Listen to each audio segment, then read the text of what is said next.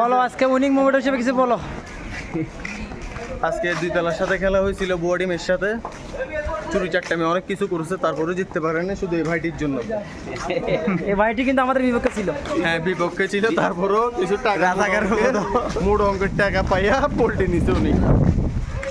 আর কেউ কিছু বলবো না? আর তুই কিছু কথা কিরা?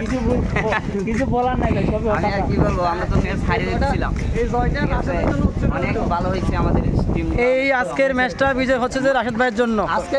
আজকের জয়টা রাশেদের জন্য উৎসর্গ। আবার এদিকে মাহফুজ আজকে অনেক খারাপ করছে।